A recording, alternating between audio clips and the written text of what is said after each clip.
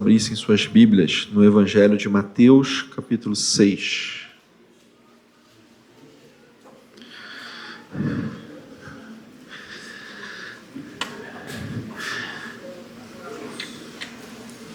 A partir do verso 24.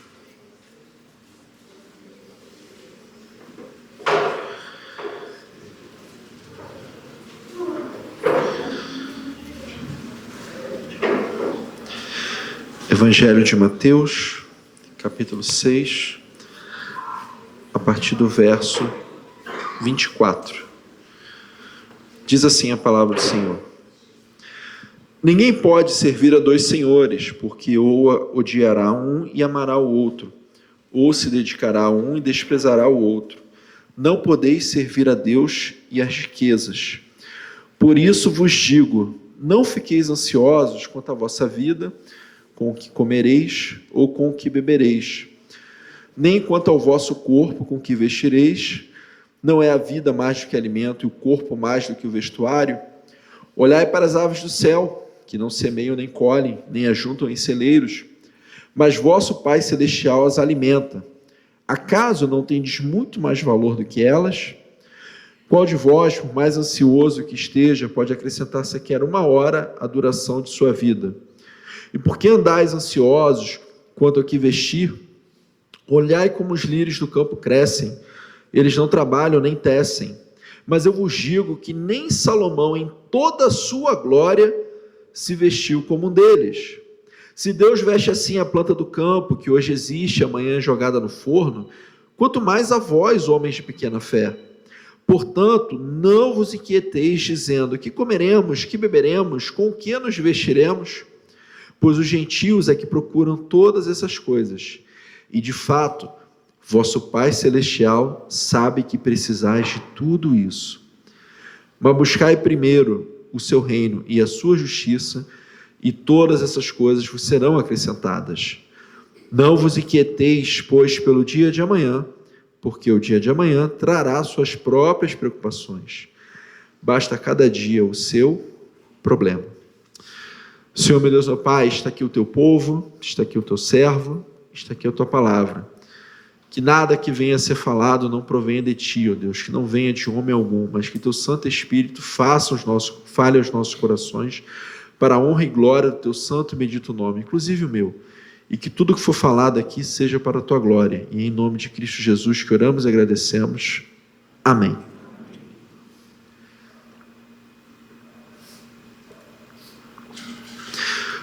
Quando você ouve a palavra avareza ou avarento, o que vem à sua mente? Qual a primeira coisa que você pensa?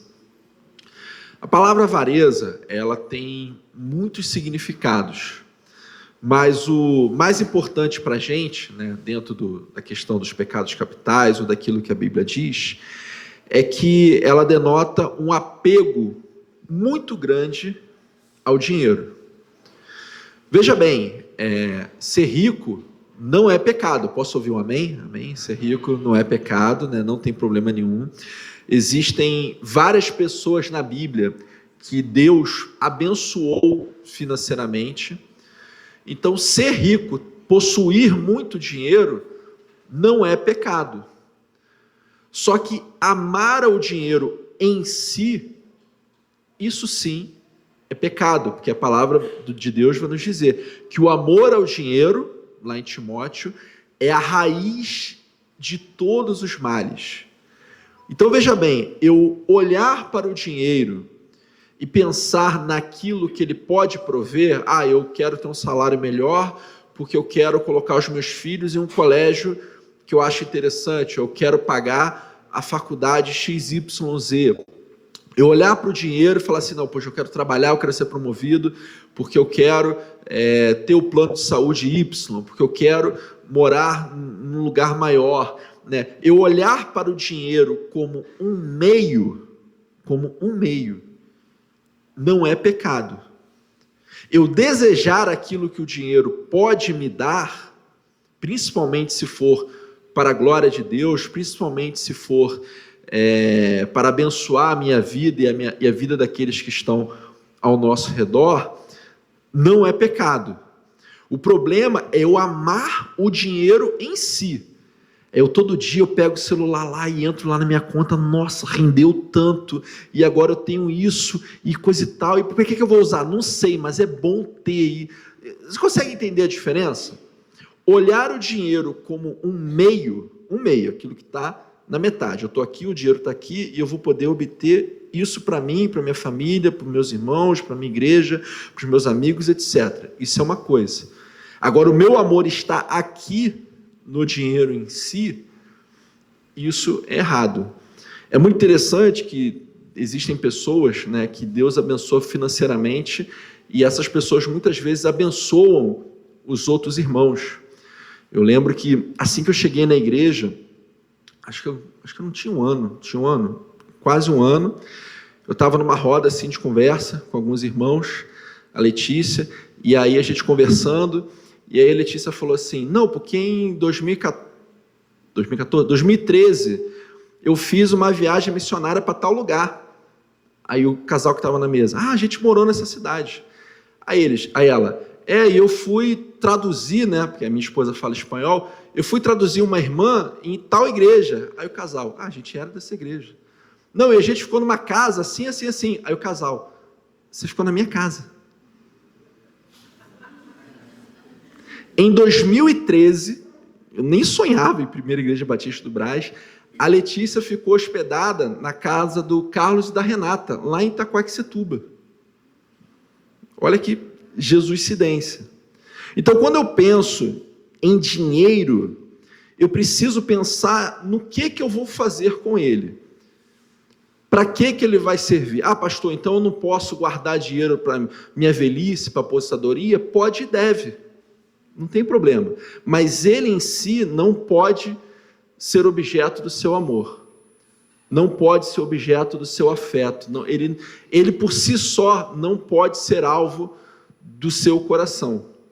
Eu confesso que eu não entendo, quando a gente vê pessoas muito famosas, empresários, esses dias eu vi uma reportagem, já tem um tempo, né, de um determinado jornalista que ganhava 1 milhão por mês. Eu fiquei olhando assim, falei, caramba, 1 milhão por mês. Eu não sei se eu trabalharia mais que 2 anos, né? Porque eu fico pensando, 1 milhão, poxa, se eu aplico, vai render 10 mil por mês. Se eu trabalhei 2 anos, 24 milhões, vai dar 240 mil por mês. Com 240 mil por mês, não vou botar 200, porque para pagar com 200 mil por mês a gente vive, né? Alguém tem alguma dificuldade aqui? Acho que 200 mil por mês... dá para ir para Paris todo fim de semana, dá para fazer muita coisa. Então, eu não entendo, aí é uma questão minha, tá? Alguém que chega a um determinado ponto e continua trabalhando.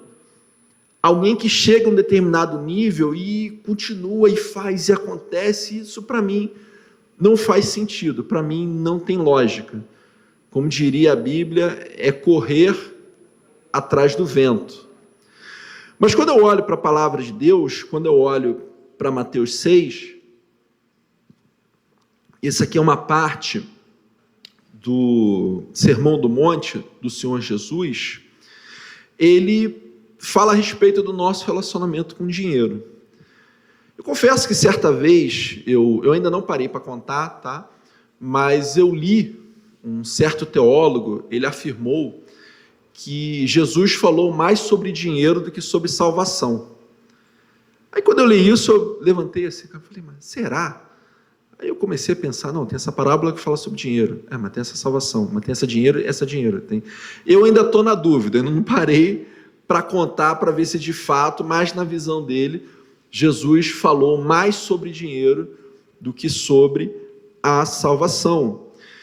E o texto que nós lemos, ele começa dizendo o seguinte, versículo 24, ninguém pode servir a 2 senhores, porque ou odiará a um e amará o outro, ou se dedicará a um e desprezará o outro.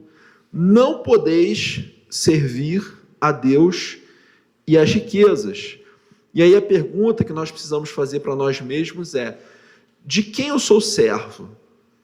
Quem é o meu Senhor? Porque todos nós precisamos trabalhar, pelo menos a maioria de nós, né?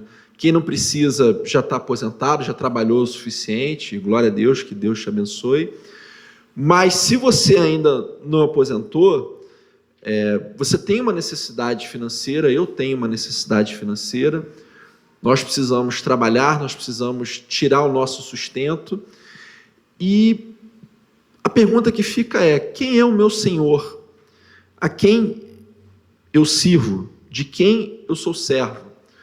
Porque quando eu penso em dinheiro, em si, à luz da palavra de Deus, eu preciso olhar para ele e ver que quem me dá ele é Deus.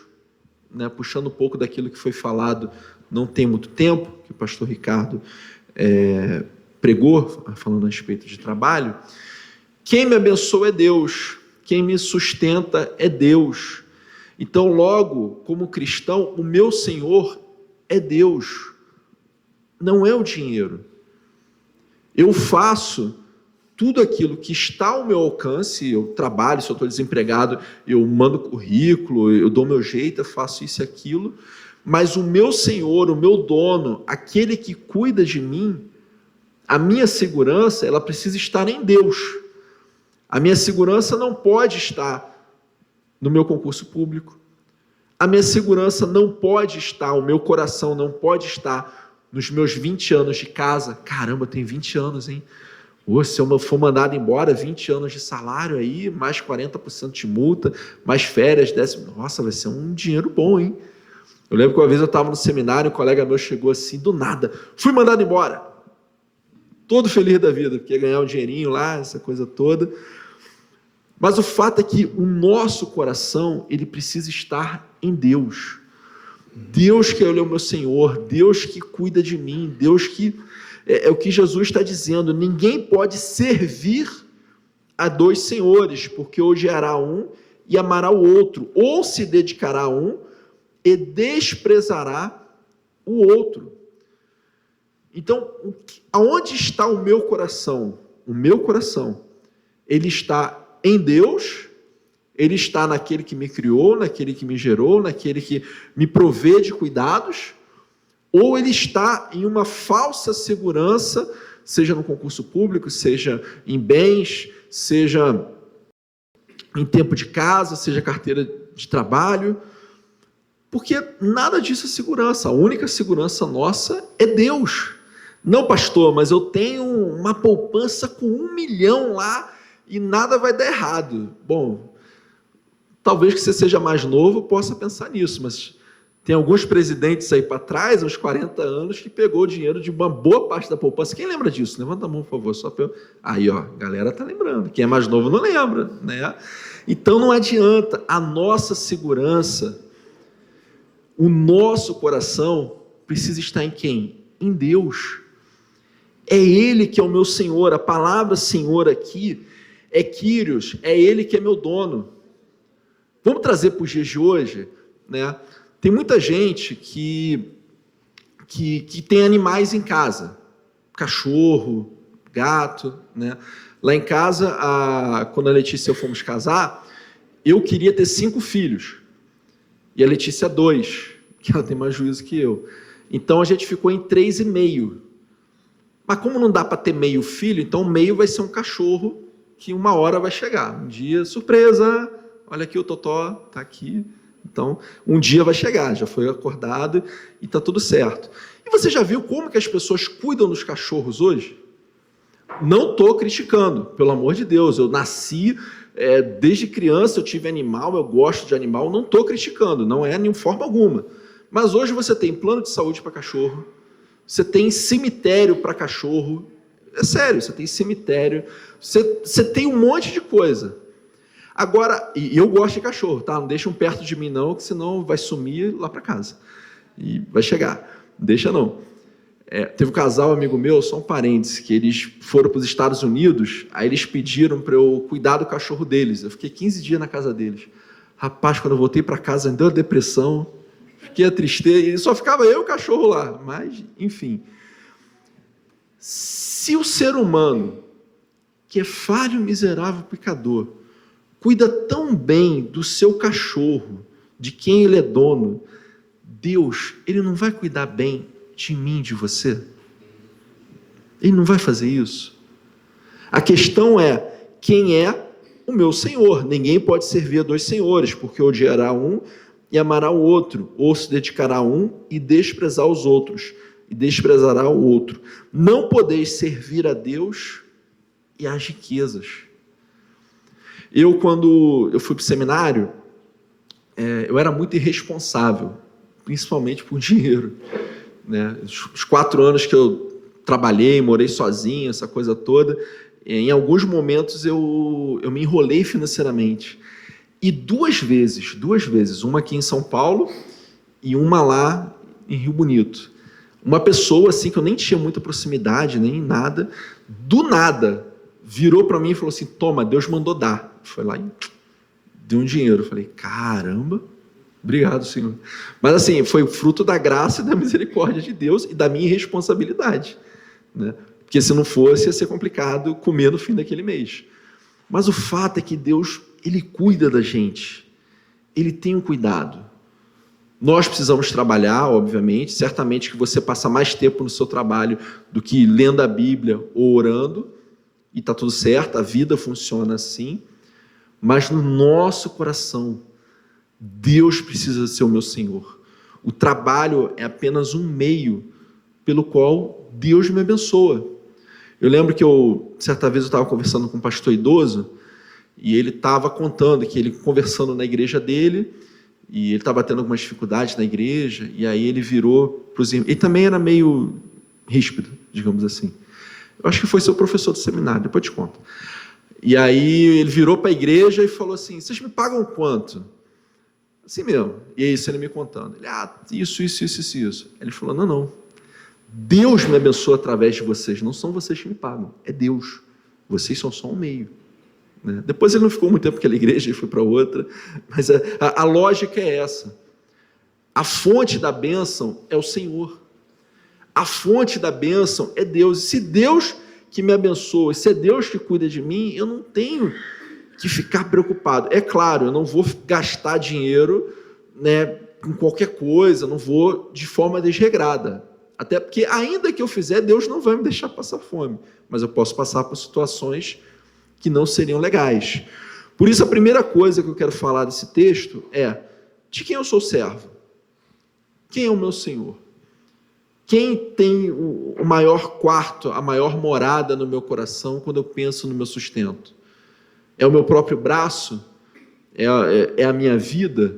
É a minha capacidade? É a minha história? É a minha conta bancária? Ou é o Deus Todo-Poderoso, que me ama, cuida de mim, está sempre conosco? A segunda coisa que Deus nos ensina aqui, e aí o segundo ponto, ele é bem longo, porque é muito interessante que nesse trecho aqui, Jesus ele usa vários argumentos para dizer uma coisa só. Acompanha comigo, versículo 25. Por isso vos digo, não fiqueis ansiosos quanto à vossa vida, com o que comereis ou com o que bebereis, nem quanto ao vosso corpo, com o que vestires. Não é a vida mais do que alimento e o corpo mais do que vestuário? Olhai para as aves do céu, que não semeiam nem colhem, nem ajuntam em celeiro, mas vosso Pai Celestial as alimenta. Acaso não tendes muito mais valor do que elas? Qual de vós, por mais ansioso esteja, pode acrescentar sequer 1 hora a duração de sua vida? Por que andais ansiosos quanto ao que vestir? Olhai como os lírios do campo crescem, eles não trabalham nem tecem. Mas eu vos digo que nem Salomão, em toda a sua glória, se vestiu como um deles. Se Deus veste assim a planta do campo, que hoje existe, e amanhã é jogada no forno, quanto mais a vós, homens de pequena fé. Portanto, não vos inquieteis dizendo que comeremos, que beberemos, com que nos vestiremos. Perceba que em vários versículos, o Senhor Jesus está falando uma coisa só. Eu acho muito interessante essa lógica bíblica, que existem alguns assuntos, existem alguns temas, que por algum motivo eles se repetem. O próprio Evangelho, nós temos 4, é a mesma história, só que de formas diferentes. alguns versículos, eles também estão escritos em vários locais, né? Então, aqui, Jesus está usando esse recurso, essa argumentação, enfim. Ele usa 25, 26, 27, 28, 29, 30, 31. 7 versículos para dizer: não andeis ansiosos. Eu cuido de vocês. E aí ele vai falar das aves do céu. Tem até um pastor amigo meu que brinca: rapaz, você já viu passarinho com cartão de crédito? Não tem. E não passa fome. Você olha aí, está gordinho, tudo coisa e tal, está tudo certo. Os lírios do campo. Ele fala que nem Salomão, em todo o seu esplendor, se vestiu como deles. Ele fala da vida. E aí é muito interessante que o versículo 32, ele vai dizer: pois os gentios é que procuram todas essas coisas, e de fato, vosso Pai Celestial sabe que precisais de tudo isso. Quando a gente passa por um desemprego, quando a gente passa por uma situação financeira, a nossa tendência humana é pensar o quê? Eu estou sozinho. Como é que eu vou resolver isso? Caramba, essa conta está chegando, nossa, esse financiamento e esse carro e foi quebrar agora, e como é que eu faço? E não sei o quê. E a gente, às vezes, vive a vida como se fosse um ateu prático. Só que eu acho muito lindas as palavras de Jesus. E, de fato, vosso Pai Celestial sabe que precisais de tudo isso. O vosso Pai Celestial sabe, Deus sabe. Sabe aquela fatura do cartão de crédito que vem um pouquinho mais alto?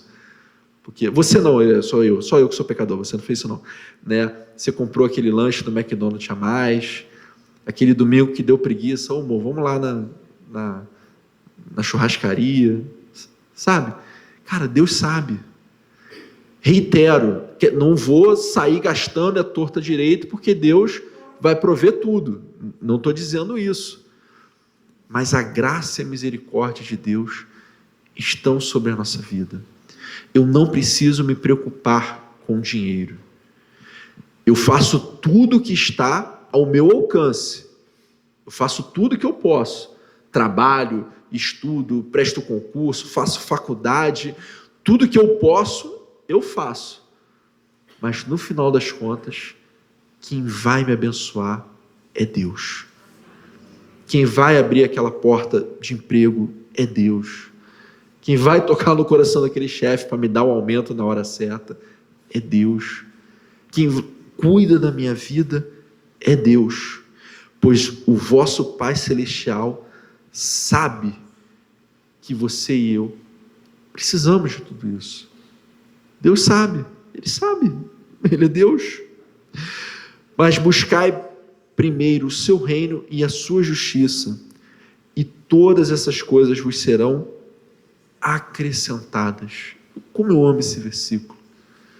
Porque quando eu vivo a minha vida com Deus, quando eu priorizo as coisas de Deus, quando eu levanto da cama e falo: Deus, olha, acordei, estou aqui, estou vivo, o que o Senhor espera de mim hoje? O que é para eu fazer? Como que é para eu viver? Vem comigo, que eu possa viver para a tua glória, que eu fale do Senhor para quem eu quiser, que eu seja o melhor funcionário que eu puder ser, que eu seja o melhor chefe que eu puder ser, que eu viva para ti. Porque buscar o reino de Deus e a sua justiça é fazer aquilo que Deus quer que eu faça, é viver do jeito que Deus quer que eu viva.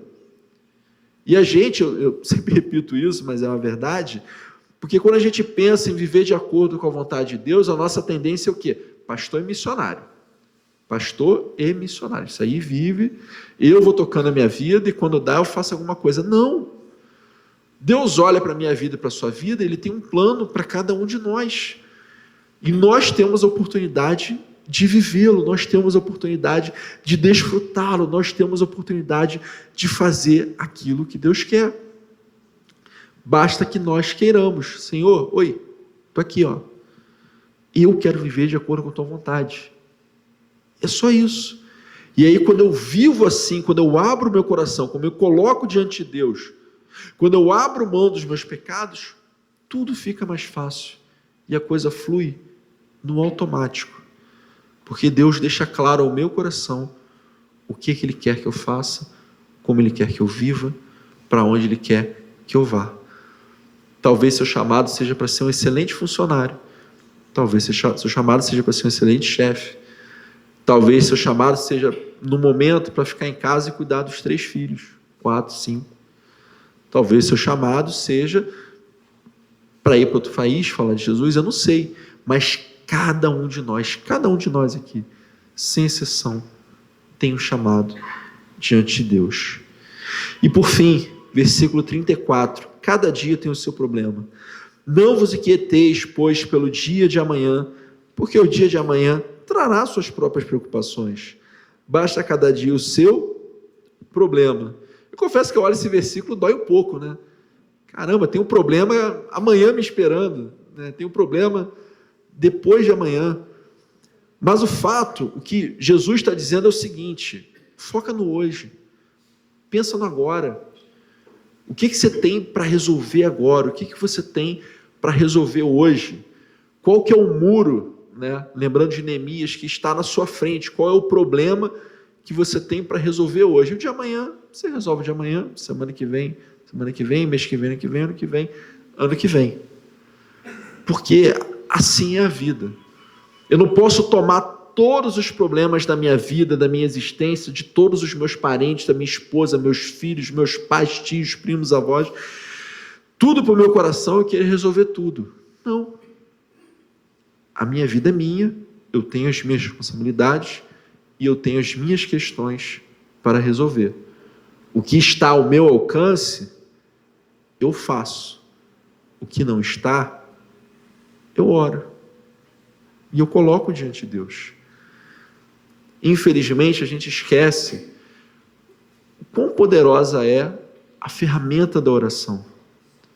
Porque quando a gente está com um problema que a gente não tem como resolver, que a gente não tem nada do que a gente possa fazer, esse problema é bom. Que isso, pastor? Porque a única coisa que você tem que fazer é pegar e colocar nas mãos de Deus. Deus, tem essa situação. Tem isso aqui. Eu vou colocar diante de ti. E eu vou orar sem cessar. E aí eu peço para o Senhor 2 coisas. Ou o Senhor resolve do jeito que eu quero, ou o Senhor muda o meu coração para que eu aceite a situação como está. Por isso que a oração ela é a solução para todos os nossos problemas, todas as nossas questões. Porque ou Deus faz aquilo que eu quero, que é uma possibilidade, já aviso que é mínima, na maioria das vezes não é do jeito que eu quero, né?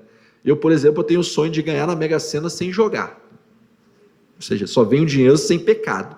Como que isso vai? Não sei, mas enfim, brincadeiras à parte. Os problemas, eles não se resolvem, na maioria das vezes, do jeito que eu quero, mas Deus, na sua graça, na sua misericórdia, Ele está sempre conosco. Ele nos ama, Ele cuida de nós, Ele caminha conosco. E eu, nessa minha vida maluca, corrida aí de 3 filhos, 2 empregos e uma esposa, às vezes eu deito por orar assim, eu falo, Deus, olha, eu vou orar aqui, mas o Senhor está vendo que eu estou com sono. Então, se eu dormir aqui, não, é sério, se eu dormir aqui, releva. Vamos orar, Senhor, tem isso, tem essa questão, tem não sei o que, tudo, acordou. Está tudo certo. Eu conheço irmãos que acham isso pecado. Já teve irmão que veio para falar comigo assim, pastor, eu estava orando, eu dormi. E agora? E aí? Eu deixei Deus falando sozinho. Né?